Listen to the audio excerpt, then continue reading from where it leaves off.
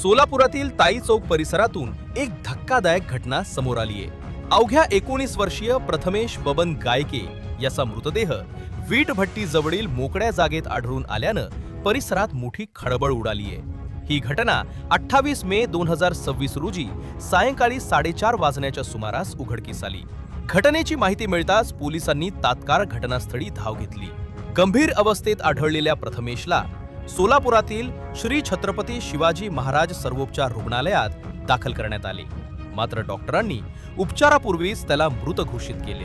या घटनेनंतर परिसरात बघ्यांची मोठी गर्दी झाली होती। दरम्यान प्रथमेशच्या कुटुंबियांनी गंभीर आरोप करत सांगितले की 4 तरुणांनी प्रथमेशला सोबत नेले आणि त्याच्या डोक्यात दगड घालून हत्या केली।